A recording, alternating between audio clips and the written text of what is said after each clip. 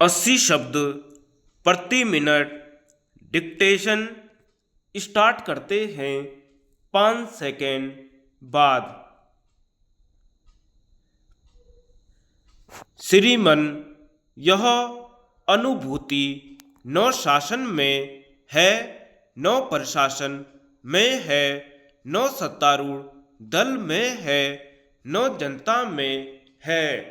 अब देश का मनोविज्ञान बदल गया है और इस मनोविज्ञान को फिर से बदलने के लिए कदम उठाए बिना संकट काल की स्थिति को जारी रखना ठीक नहीं होगा।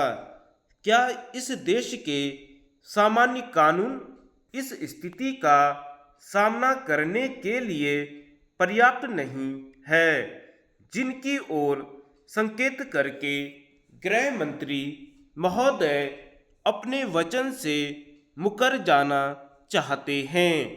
मैं उन्हें वचन भंग का दोषी ठहराता हूं। जिस दिन नई लोकसभा की बैठक आरंभ हुई, पहले ही दिन आकर उन्होंने घोषणा कर दी कि 1 जुलाई से संकट काल की स्थिति देश के केवल कुछ भागों तक सीमित रहेगी। कुछ सोच समझकर उन्होंने घोषणा की थी। आज वह जिन संकटों की ओर इशारा कर रहे हैं, वे संकट नए नहीं हैं। वे संकट उस समय भी थे। हाँ, केवल एक ही नया संकट पैदा हो गया है। वह समझते थे कि विरोधी दलों का समर्थन संविधान में संशोधन करने के लिए वह प्राप्त कर लेंगे, लेकिन विरोधी दल उनको अनुग्रहित करने के लिए तैयार नहीं हैं।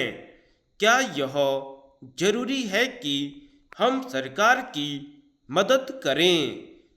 आपको हमें समझाना होगा कि देश में वस्तुतः संकट है और आप उस संकट का निराकरण करने के लिए अधिकार चाहते हैं और किसी बात के लिए नहीं। क्या भारत सरकार विदेशी आक्रमण का प्रतिकार करने के लिए सन्नद्ध हो रही है? क्या हम 1962 में की गई उस पावन प्रतिज्ञा को कि हम तब तक चैन से नहीं बैठेंगे जब तक एक एक इंच भूमि को आक्रामक के चंगुल से मुक्त नहीं कर लेंगे, पूरा करने जा रहे हैं?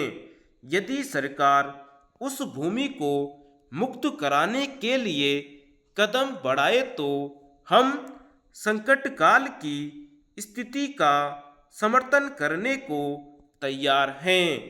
यदि सरकार 1/3 जम्मू कश्मीर को मुक्त करने के लिए आगे बढ़े तो हम इस सरकार को असाधारण अधिकार देने के लिए तैयार हैं।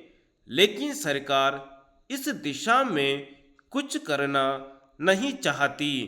देश के प्रति किए गए संकल्पों पर पानी फेरना चाहती है और सरकार इसलिए अधिकार चाहती है कि एक आशंका है, नया आक्रमण होने वाला है।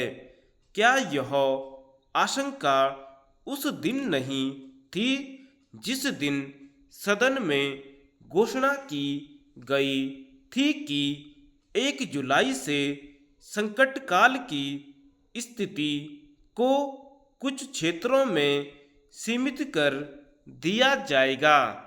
वे क्षेत्र कौन से हैं, यह भी स्पष्ट करें। धन्यवाद।